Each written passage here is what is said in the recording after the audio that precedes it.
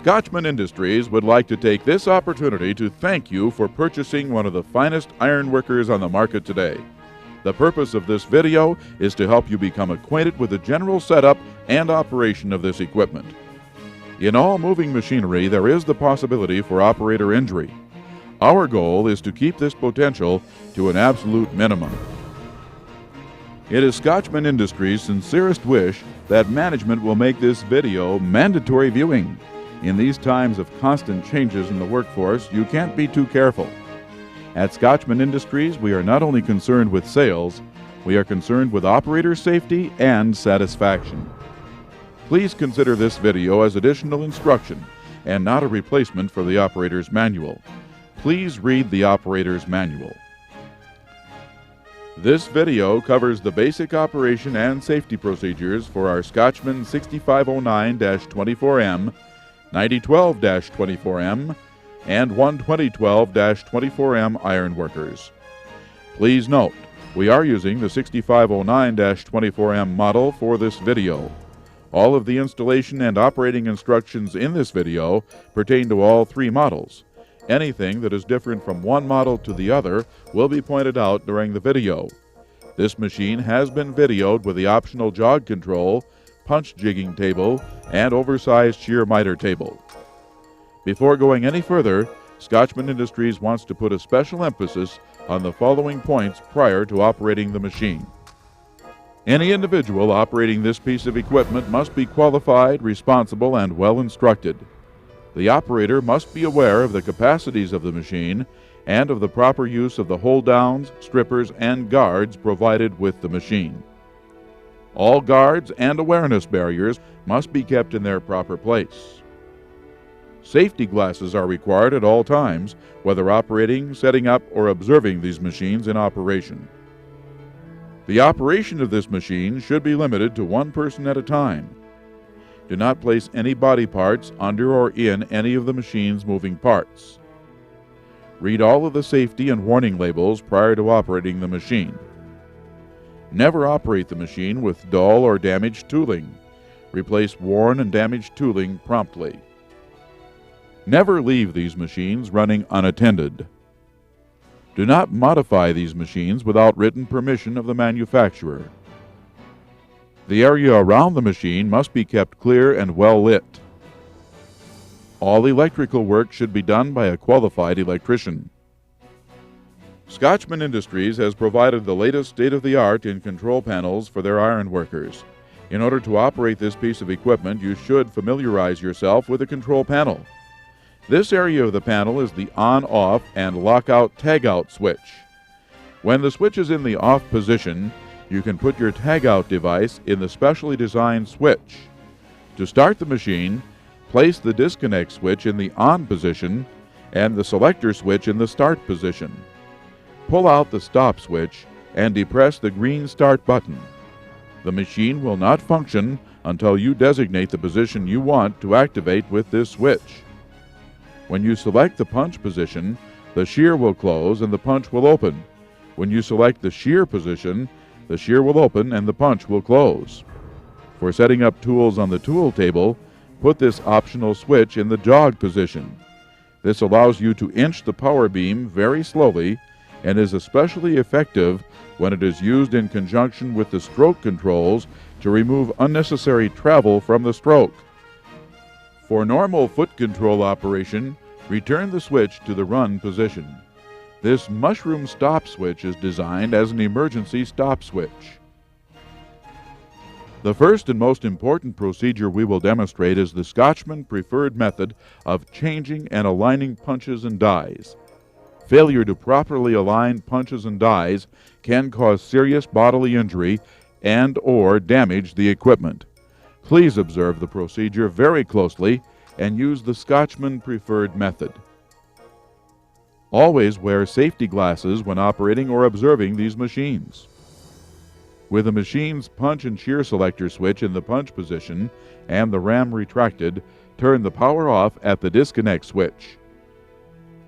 Release the stripper and swing it to the side out of the way of the punch ram and retaining nut. Remove the punch retaining nut and set the punch retaining nut and punch aside. Loosen the die holder bolts. Loosen the 2 set screws holding the die insert in the die holder. Remove the die insert and loosen the set screw that holds the die and remove it. Place the disconnect switch in the on position and the selector switch in the start position. Power the machine by pressing the green start button. Place the selector switch in the shear position and allow the ram to fully extend. Turn the machine's power off. Clear the die insert cavity of any foreign material. Select the proper punch and die. Make sure there is proper clearance between the punch and die. For example, a 1-inch punch must be mated with a 1 1/32 inch die. You will notice that the hole in the bottom of the die is larger than the hole in the top. This is for slug relief. Make sure you install the die with the larger side down in the die insert. Clean both the punch and die of any foreign material. Insert the proper die in the die insert. If the die has a flat spot on it, align the flat spot on the die with the set screw in the die insert. Tighten the set screw firmly with a hex key wrench.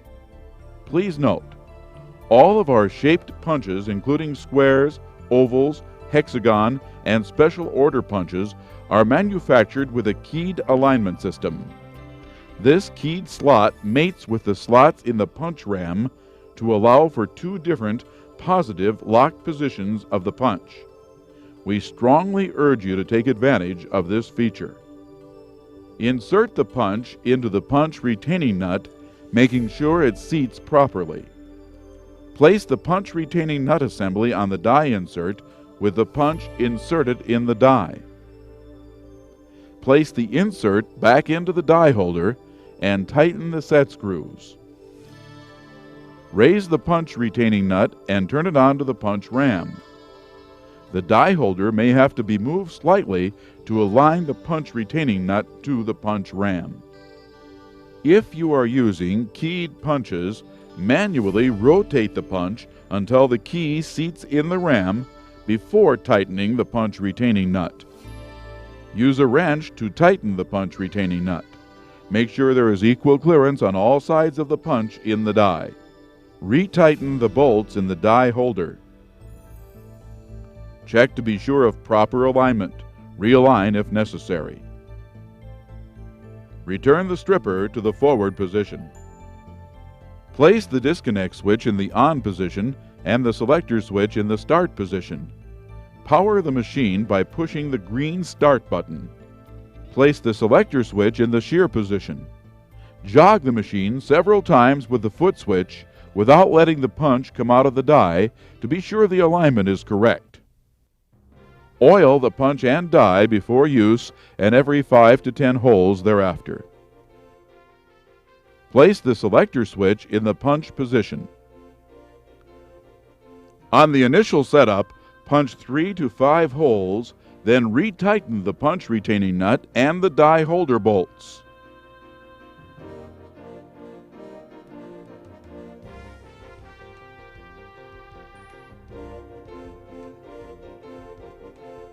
After the initial setup, the punch and die alignment should be checked intermittently during the punching operations. To do this, bring the punch down so it enters the die. Turn off the machine. Check and tighten the punch retaining nut, the set screw holding the die, the 2 set screws holding the die insert, and the 2 bolts securing the die holder. Check for equal clearance around the punch in the die. Place the selector switch in the start position and power the machine. Place the selector switch in the shear position and jog the machine several times with the foot pedal to be sure of proper alignment. Place the selector switch in the punch position and continue on with your work. Before we conclude our segment on punching, there are a few more precautions. Never punch material thicker than the diameter of the punch. As an example, a 1/4 inch punch will not have enough strength to punch 3/4 inch thick steel. Any effort to attempt this can cause punch breakage and possible harm to the operator. Never punch partial holes. The side thrust encountered in punching a partial hole can force the punch over against the die and result in punch and die breakage, which may result in serious bodily injury. Once you have the punch and die properly installed, you have to make sure you have the stripper properly adjusted. Both sides of the stripper must contact the material being punched. If the material does not contact both sides of the stripper, the material will tilt up when the punch is retracted, causing damage to the punch and possible injury to the operator. These machines have the same tonnage for stripping as they have for punching. For ease, speed, and safety in the stripping function, a 1/8 inch space between the stripper and the material to be punched will prove satisfactory. If your application requires punching closer to the corner of the material, these machines are supplied with a spacer plate that will allow the material to be stripped without harming the punch.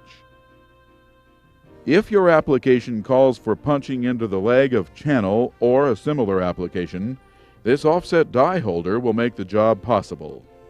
There are 3 things to remember when using this option. Because of its design, you cannot use the same method described earlier in this video for aligning punches and dies. Please refer to the operator's manual or the instruction sheet that came with the die holder for proper instructions. The offset die holder has a maximum capacity of 30 tons on the 6509-24M and the 9012-24M and 40 tons on the 12012-24M. Exceeding the rated tonnage will damage the tool and may cause injury to the operator. The offset die holder must be removed when not in use. The use of stroke controls can greatly increase efficiency and tool life. The upstroke adjustment will prevent excess travel before the next cycle. For many of the optional tools available for these machines, setting the downstroke of the machine is necessary to prevent damage to the tool. For additional safety and tool life, use the stroke controls. The angle shear must be placed on the tool table centered over the slug chute and as close to the machine's frame as possible. Anchor the tool using the clamps provided with the machine. This position is closest to the pivot point, giving you proper slug ejection and maximum tonnage for the job. All tools set up on the tool table are operated with a machine in the shear position. The proper slider block must be used as it compensates for the scissors action on the power beam. It is very important that the tool is placed so that the slider block fits squarely under the power beam at all times. Under no circumstances should any part of your body be placed between the power beam and the tool or close to the shear blades on any of this tooling.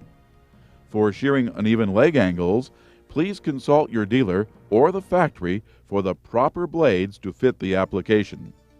Do not shear uneven leg angles with the standard blades. It will damage the tool immediately. Lubrication is very important. We recommend lubricating blades every 5 to 10 cuts. When using the flat bar shear on your Scotchman ironworker, always use the hold-down device. Never put any part of your body between the hold-down and the material to be sheared. Do not attempt to insert any material into the flat bar shear in any manner other than under the hold-down device. The maximum tonnage available is to the left or closest to the pivot point. For a lighter material, move to the right for better quality on the cutoff piece. Do not attempt to shear pieces that are less than 3.5 inches. They are too short for the hold down to grip, and this will cause the material to kick up, and the result will be a poor quality cut and possible damage to the machine. Please lubricate every 5 to 10 cuts. The channel shear must be placed on the tool table over the slug chute. This position is closest to the pivot point, giving you proper slug ejection and tonnage for the job. Anchor the tool using the clamps provided with the machine. The proper slider block must be used as it compensates for the scissors action on the power beam.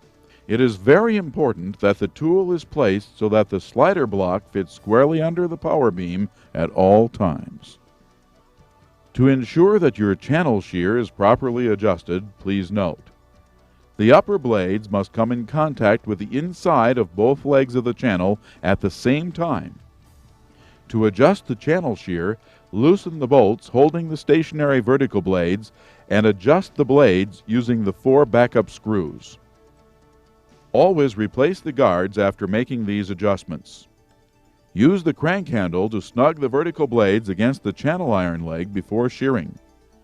Under no circumstances should any part of your body be placed between the power beam and the tool or close to the shear blades on any of this tooling. Remember, lubricate the blades every 5 to 10 cuts. Always remove this tool when it is not in use.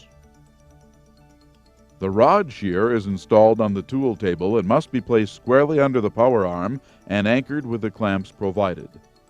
The downstroke of the machine must be set to prevent damage to this tool. Set the downstroke so the tool will just part the material. This tool requires approximately a 1/2 inch of stroke to make a cut. When using the rod shear for trimming or making cuts less than 3 inches in length, check the rear of the tool to be sure the piece dropped off before making the next cut. In the square cavity, set the hold down bolt to prevent the kick-up of material. Lubricate every 5 to 10 cuts, and always remove this tool when it is not in use. The 6x6 90-degree notcher can be mounted on the tool table or in the punch station. Before installing the tool, insert the return springs and neoprene slug pad in the tool. On the tool table, the notcher must be mounted as close to the frame as possible and anchored with the bolts provided. The location of the pusher assembly is critical on this tool. The pusher must be located 15 inches from the center of the pivot pin to the center of the pusher on the 6509-24M. The distance is 17 inches on the 9012-24M and 22 inches on the 12012-24M. Adjustment of the machine's stroke is also very important on this tool. The upstroke should be set so there is pressure maintained on the return springs in the tool. The downstroke must be set so the top blade passes the lower blades by no more than 1/8 of an inch. Failure to set the stroke will result in damage to the tool and possible injury to the operator. The slugs created by this tool must be removed with a magnetic probe or similar device. When installing the 90-degree notcher in the punch area, place the selector switch in the punch position and allow the ram to fully retract. Turn the machine's power off. This cover must be removed to gain access for the mounting plate. Secure the tool to the punch bolster with the bolt and plate provided. The bolt is used with a plate and secured through the slug release and into the bottom of the tool. Please note the 9012-24M requires this punch pusher and retaining nut. The 12012-24M requires the punch pusher, retaining nut, and riser plate. Insert the pressure block between the tool and the punch ram. Again, the downstroke must be set to allow only 1/8 inch blade overlap and the upstroke to allow constant pressure on the pressure block. The slugs created by this tool must be removed with a magnetic probe or similar device. Lubricate every 5 to 10 cuts and always remove this tool when it is not in use. The rectangle notcher can be used in the punch station only on these models. Place the selector switch in the punch position and allow the ram to fully retract. Turn the machine's power off. Place the tool on the bolster and align the striker plate on the tool to the punch ram. Please note on the 12012-24M model, you will have to install this pusher on the ram before installing the tool. Anchor the tool with the bolts provided. The downstroke of the machine must be set to prevent damage to this tool. One cycle of the machine without the downstroke being properly set will seriously damage this tool. The downstroke must be set so the wider part of the upper blade just passes the lower blade. Please lubricate every 5 to 10 cuts. Always remove this tool when it is not in use. The pipe notcher can be used on the tool table or in the punch station on these models. Please note when changing dies that the upper and lower dies are equipped with alignment pins that prevent mismatching the dies. Make sure you have a matched set before installing them in the tool.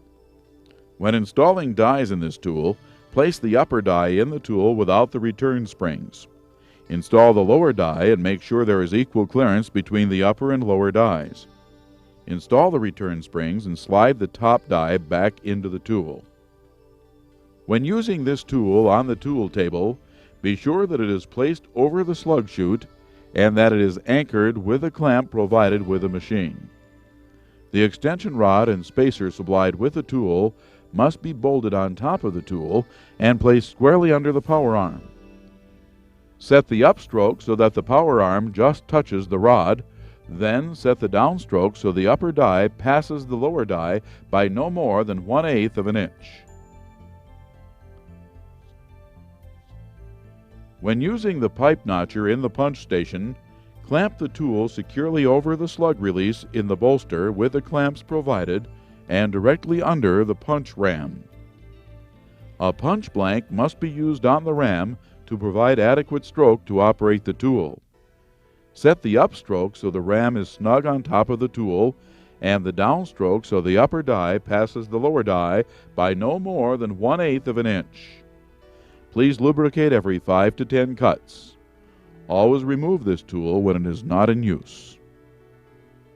All sizes of brakes must be used on the tool table.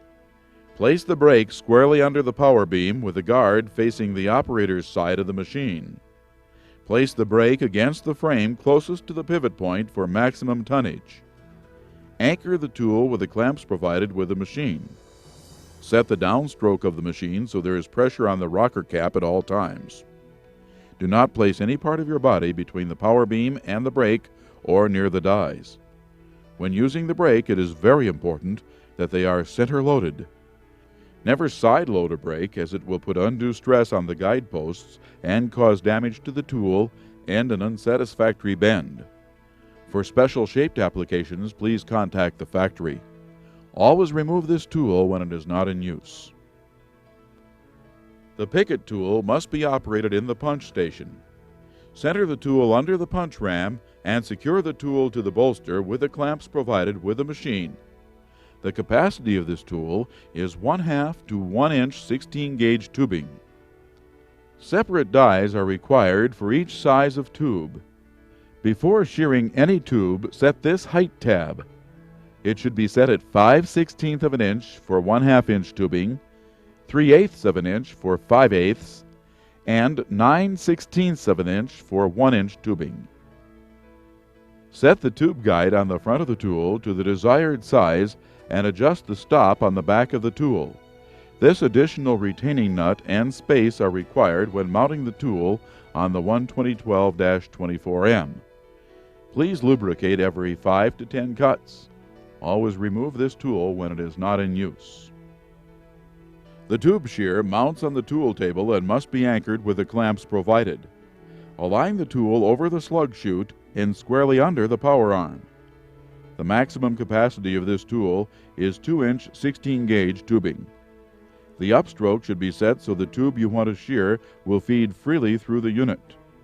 The downstroke must be set so the top blade passes the bottom blade by no more than 1/8 of an inch.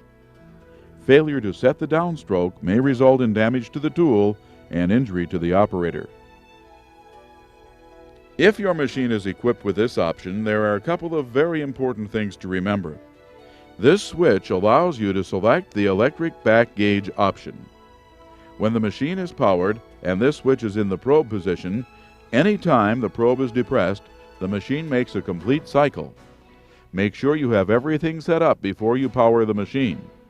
Also make sure that all the stations of the machine are clear and ready for operation. In summary, it is virtually impossible to cover all the applications when you combine machinery and man, especially when you have the ability to use the power source of this machine for tooling other than Scotchman-built tooling. Good common sense and respect for the tonnage these machines develop is very important. With proper lubrication and maintenance, your Scotchman ironworker should produce many safe, trouble-free hours of operation. If you have any questions regarding the operation of this machine, don't take any risks. Call your local dealer or Scotchman Industries, and we will be happy to assist you. This video belongs to your company or person that purchased the machine. Please use it as a ready reference periodically for continued safe operation or as a training video for new employees. Please consider this video as additional visual instruction and not a replacement for the manual. Please read the operator's manual. If this video or manual becomes inoperable or misplaced, please call the factory at 1-800-843-8844, toll-free, and we will send you a replacement at no charge. Thank you for taking the time to view this video.